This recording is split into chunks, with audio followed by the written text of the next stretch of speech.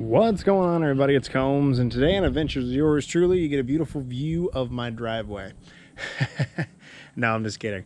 So I wanted to say something real quick before we started. You can kind of see what I'm talking about, or what I'm going to be talking about here in this video off to the side. But I have actually been sick for about the past 3 weeks, so that's why there hasn't been any uploads or anything. So hope you guys will bear with me. I'm on the mend for the most part, but it's kind of a reoccurring issue, so hopefully I'll be able to get that fixed. You know, if anybody really cares, I can talk about it more in depth, but to be honest, I really don't want to dwell on it. So, but just know I'm not going anywhere, I'm not dying or anything. It's just more of a pain in the butt than anything else. So, but anyway, so today we're doing a new episode of Review My Stuff, and that is what we're reviewing. That is my daily driver, 2019 Ford F-150 STX. So just like in the Kawasaki video, we're going to do a walk around. I'll tell you why I bought it and why I like it, and things I'd like to see improved later on. So we'll start with under the hood here. So under the hood of this truck is actually an engine that has really surprised me. This is the 2.7 liter EcoBoost. It is a twin turboed V6. It pushes out 325 horsepower and 400 pound-feet of torque, but it hits that max torque at a very low RPM. It's right around 3 grand. So it uses the power that it has very effectively. And like I said, I'm extremely impressed with this engine. So first of all, the truck is not clean. You can kind of tell that there's some spots and stuff on the side. I haven't got a chance to wash it yet. Like I said, I haven't been feeling the best, so there's that. And there's some aftermarket things that have been done to the truck that I'll go over later after we kind of do the walk around. So as you can see, this is a crew cab, so it does have the 4 independent doors. So if we jump in here, I'll go ahead and do a start, just so that way the chime decides to go off. So this truck, like I said, it is a Super Crew. It is the XLT package, or sorry, it's the STX package. I had an XLT, so Freudian slip there. And actually it has quite a bit of features and stuff with it. So you can see the steering wheel's actually got all your kinds of buttons and stuff here. There's all your cruise stuff there. There's how you navigate all your menus. That's all your media controls and your phone controls. It does have the little screen in the middle there. I don't know if the camera will pick it up real well or not, but there in the middle, this actually shows you everything. I don't really think the camera is going to pick it up as well as I'd like, but let's see if we can get in a little closer. There we go. So with this screen here, that kind of shows you all kinds of different stuff. Like you can take a look at trip and fuel, so you can see like your averages and everything. Display modes, there's like your tire pressures, digital speedos, engine idle hours, all that fun jazz. Distance to empty, transmission temp, you know, you get it. And then over here is a 9-inch touchscreen. So this is the biggest touchscreen that you can get on the F-150 at the time. Now, apparently it is going to get a bigger touchscreen for the 2021 release. I haven't really looked too much into it, so I really don't know. So, but honestly, this screen, it's got quite a bit of stuff to it. You know, under settings and apps and whatnot, it actually does have like the sync system and the whole 9. Android Auto, Apple CarPlay, all that fun stuff. So I don't have my phone out here with me, otherwise I'd be paired to that, but it does have Sirius and everything. And the Sync 3 system works really well. I actually enjoy this system the most out of most of the car manufacturers' infotainment systems. I think the one from Chrysler, the Uconnect, works very well, but me, being a Ford guy, nothing against Chrysler, I like the Sync system. Sync 3, Ford did a really good job on it. Down here, there's your four-wheel drive controls. This truck actually does have a locking rear differential. If you actually pull out the knob, it will lock the rear diff, and you'd be surprised how many situations you can get out of with a rear locked differential, even to the point where it'll outdo four-wheel drive sometimes. So if you don't believe me, off-road sometime and give it a shot. Then you got your selectable four-wheel drive. It is shift on the fly. Too high and four high are always shift on the fly. For low, you got to be in neutral or park and do it that way. But honestly, if you need four low, you're in some stuff, man. you've made it, you know, to the sick nar, if you will. And then down here, you've got some other controls and stuff for the radio. Your climate controls down here. You can see my hand sanitizer down here. Got to keep up on that. And here I actually have a nice braided phone cable. I decided to put that in here because that's how I connect my phone to the radio. You can do it through Bluetooth, but I like to run Android Auto, so I just do it through there. And there's the USB ports down here that you can do that with. This right here is actually one of the most controversial things that Ford ever brought out.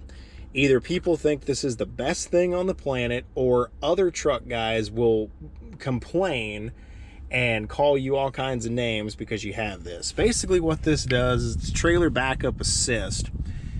So if you turn this on and you have a trailer actually programmed into the truck, so you actually get a measurement of your total trailer, like the tongue width, the whole rest of the trailer, the whole 9 yards. And what you do is when you turn that on and put the truck in reverse, all you do is control the brake and the gas, okay?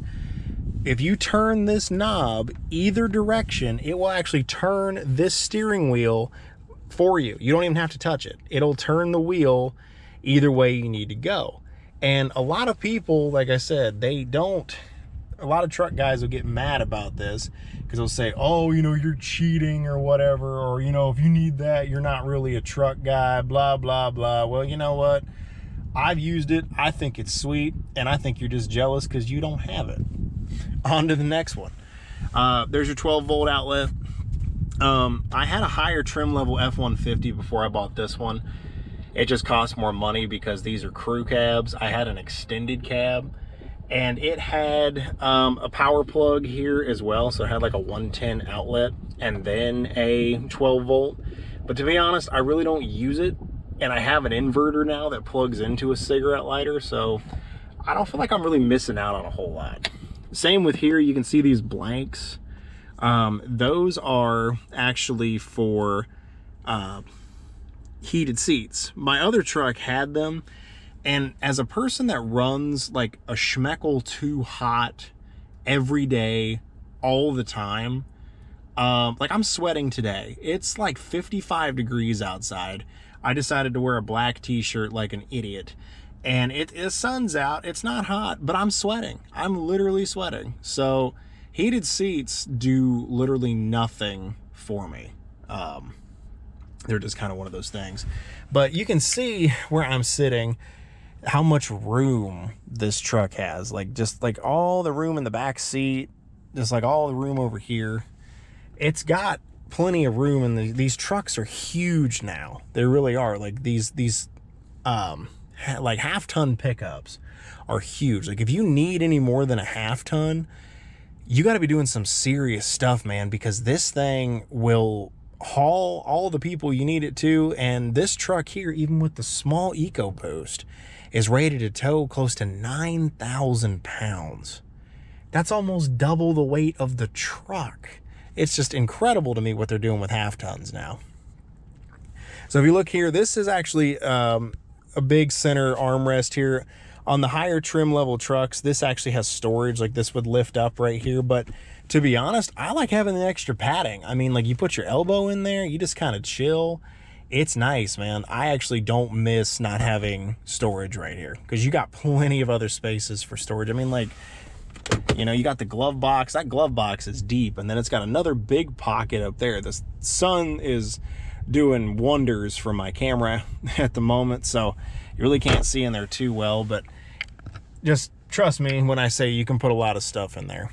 But because this has the configuration like this, it's got the cell phone holder, it's got your 2 cup holders here, and it's even got 2 cup holders on the floor. So when you need to, out of necessity, because you wouldn't want anybody to ride up here for very long, this actually folds up. So now I have 2 complete bench seats. So I've got the bench seat in the back, the bench seat in the front, so I can fit 6 people in this truck.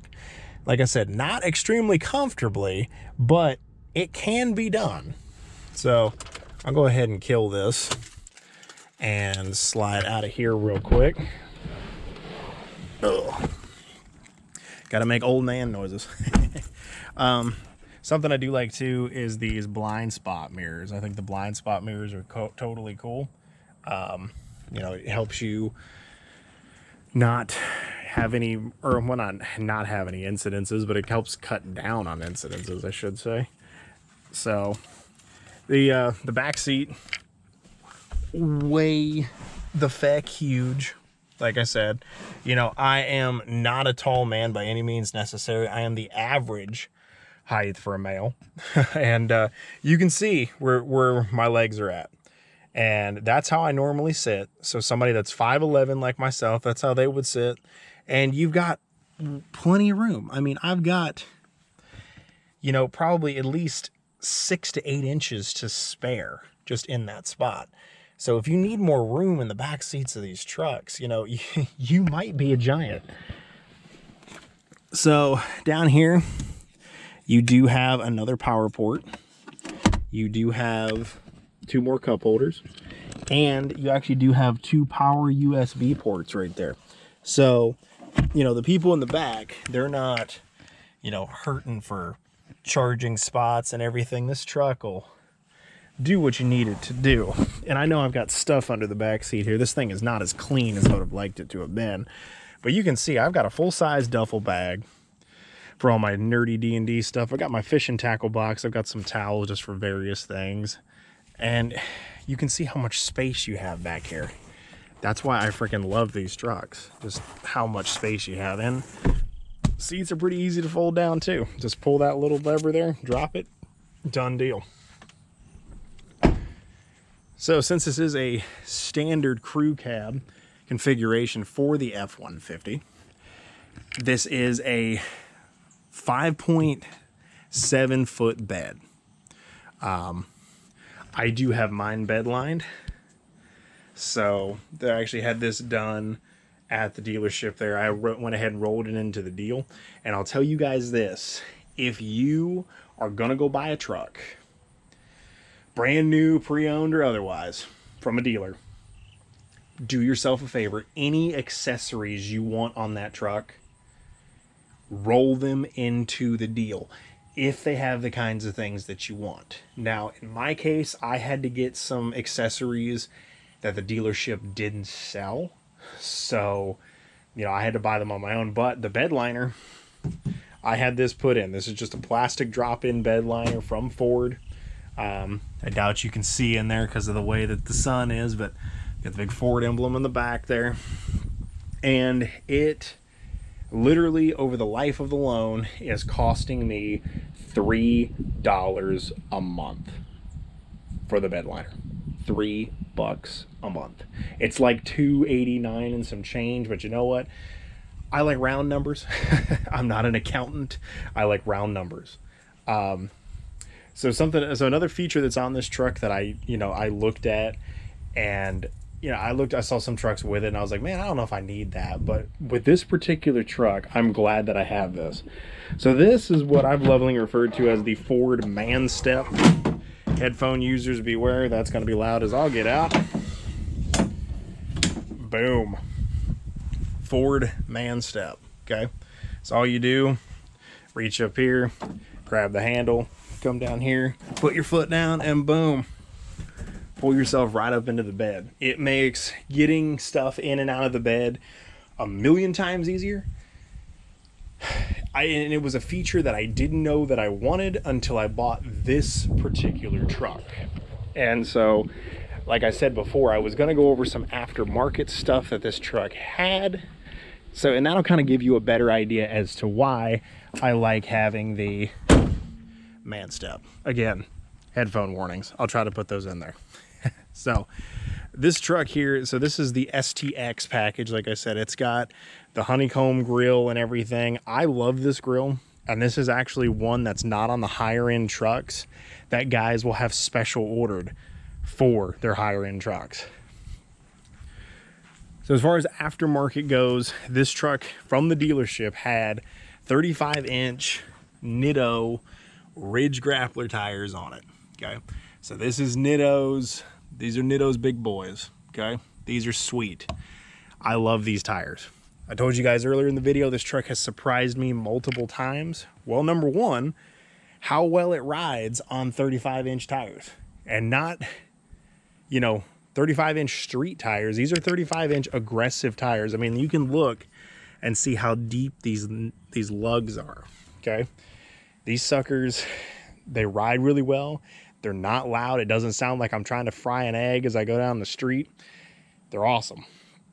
But to achieve putting 35s on this bad boy, it does in fact have a BDS puck system on. I don't know if you can see it underneath the shock there or not, but underneath that shock housing is a 2.5-inch BDS leveling kit. For those of you that have no idea what I'm talking about, these trucks, as much as I like Ford, Ford has the worst rake in the industry. And by rake, I mean the back end of the truck sits higher than the front end. So the front end actually kind of noses down a little bit. They do it for aerodynamic purposes as well as like fuel economy and blah, blah, blah. And here's the thing. I'm actually getting really good fuel economy out of this truck, even with the leveling kit. To be honest, I don't think it makes a difference. I really don't. The only way I can see it making a little bit of a difference is if you put something very, very heavy in the bed, that it would squat down like it's going to and ride level that way. But I haven't run into that problem yet. I haven't put anything crazy heavy in the bed. I've had a couple 100 pounds. Normally when I do something like that and I haul something heavy, it's on my trailer. So that's not a big deal to me. Now, if you can also tell, these windows are quite a bit darker than, you know, what the stock ones were. These back windows here, these are how they're tinted from the factory. These front ones normally don't have a tint. So they matched the rear tint. And I think that's totally cool. They also did it with the rear window back here. That is going to be something that I'm going to have done on every single truck that I buy from here on out. I actually really like it. It keeps the inside of the cab cooler. And it also cuts down on, you know, people looking in and seeing what you're doing. So there's that. That's all the aftermarket that came from the dealership. Now, the aftermarket that I did myself, let me give you guys a quick PSA here real quick. See these mats? Rough Countries, okay? See how they look eerily similar to another company, WeatherTech, okay? It's because they're the same floor mats, all right? Same ones.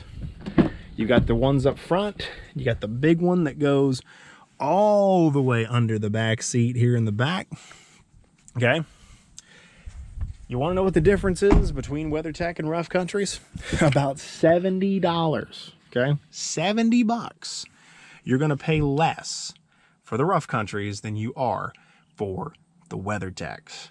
So I highly, highly recommend getting the Rough Countries, okay?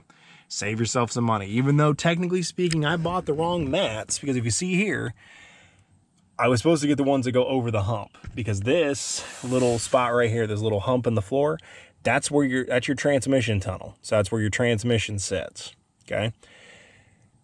So I was technically supposed to get one that went over top of that hump, but I accidentally bought the wrong ones. However, even the over the hump ones, we're gonna save you $45, okay?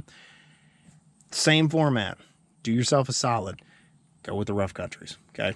I know I've said that a couple times. I'm trying to watch out for you, man. You know, Uncle Combs has got you, okay? Uncle Combs has got you. I put the steering wheel cover on here because That is one of the features that I did not like about the truck, but I'll get to that in a minute. But that is something else aftermarket that I have done. And last but certainly not least, every truck bed, in my opinion, needs a tonneau cover, okay? These things are great. This one is actually made by a company called Gator, okay? I think it's kind of fitting that, you know, because of where I come from, that I have something called Gator, but that's besides the point. But these are great tonneau covers, all right? They're made in America. They're actually very affordable. Like this one here, this is a roll-up one. So there's a little switch right here you push, and that whole thing will roll all the way up. And then it has got some straps in the front, Velcro down here on the sides. This one, out the door, with Uncle Sam's cut and the whole nine, was about $280, okay? Which is very affordable for a tonneau cover. And they come in a lot of different configurations. This one's a soft one. This one's a canvas. So you can see it's got a little bit of rigidity, or a little bit of rigidity to it. You know, it's a little floppy there. You can get hard shell ones that are actually made out of like a polymer, or you can get ones that they're tri-folding. So see how this one rolls up? And they got ones that actually are divided up into threes. So you can do it that way. They've even got ones that are on hinges and the whole thing raises up in the back. That's more of like the classic truck tonneau cover, as well as the ones that actually have their pop rivets on the sides and you actually snap those. So those are the two, you know, the lift up style and the ones that actually like pop on the sides. Those are your classic tonneau covers. But personally, I like the roll up ones or the trifolds. I've had them both, and yeah. So, oh, I forgot something else I did too. Put on the wheel locks, okay? I highly recommend those because, especially with this truck, these tires are $500 a piece, okay? They're nice, but they're expensive. And these are the stock wheels for the STX package. So there are higher end F-150s that have wheels on them that, in my opinion, don't look that good. I like the way these look, so I'd like to keep them. So hence why I bought the wheel locks. Now, we jump back inside the cab here. Let me show you a couple things that I don't like. And then I'll wrap up with why I bought this truck, and we'll call it a day. Hopefully keep this video around 25 minutes. So, something I don't like is right here. See this little button? This is known as the automatic stop start feature, okay? See how I turned that? I hit that button and it turned off. I hit it again and it turns on. Okay, so what does that do? Well, what it does is when the truck is running, okay, let's say I'm driving and I come up to that stop sign at the end of the street. You can kind of see it.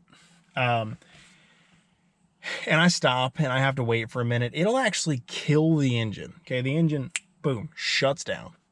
And this little green symbol looks like that will come up here, okay? And it'll say, you know, automatic stop start engaged, all that good stuff. What that does is it's supposed to keep greenhouse gases down. It's supposed to increase your fuel economy and all this stuff. And to be honest, there's been so much independent testing done that shows that it doesn't. It's kind of frustrating, really. In my opinion, all it really does is put wear and tear on your battery and your starter. But hey, I'm not an engineer. I don't play one on TV. So there's that. Something else I don't like, I know this is more the value line of F-150, but this steering wheel literally is just plastic. There's like no padding to it at all whatsoever. So I'm just kind of like, that's why I threw on the Ford steering wheel cover. It'll keep the steering wheel looking nice because I'm planning on keeping this truck for a while. And, you know, it also adds a little padding to it. And last but certainly not least, something that I would like to see improve maybe on later models. And maybe it's just me. I don't like the automatic headlights. You can kind of see them right there. So your brights actually are connected to the automatic headlights. All right. So there'll be times I'm driving down the road, my brakes will just kick on. And then if it senses a street light, it's like, oh no, and kicks them back off. I just don't like that. So most of the times I just go over here and I just kind of click the brights on once and disable it. Maybe I'm a little old school, but I just don't care for it. Now, wrapping up this video, why did I buy this truck? Well, I wanted a crew cab F-150. I had the extended cab. I wanted the extra cab space now that I have my trailer, and all that fun jazz. So I just said, screw it. I'm going to upgrade and go from there. Well, and then Ford helped make that decision a lot more simple.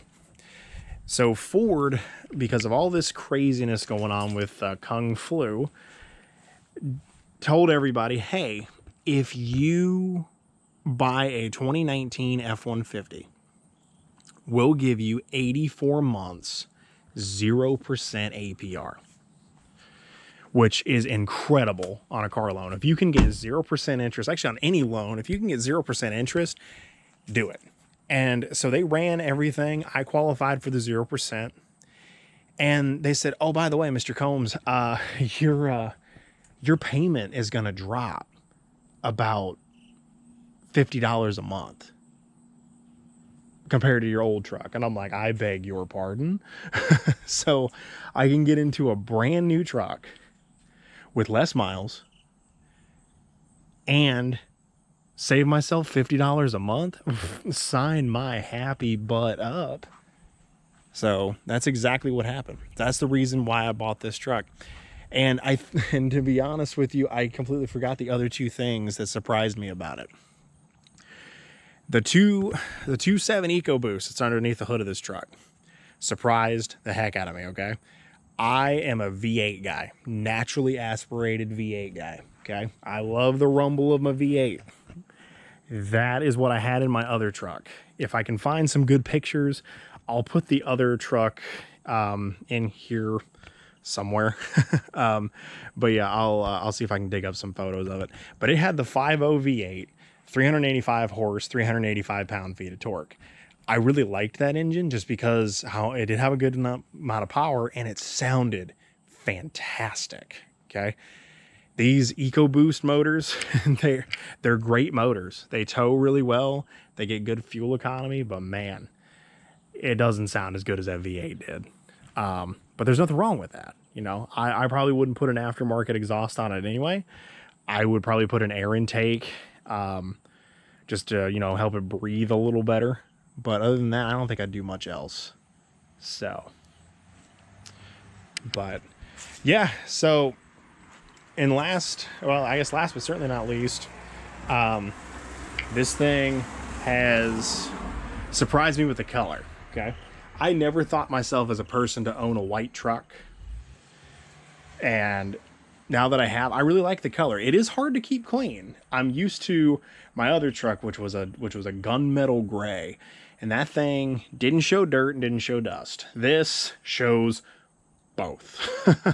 So, but you know what? Maybe it'll help me keep this thing looking better. You know, I'll wash and wax a little more, you know, because I kind of got away from that with my other truck and I felt bad about it.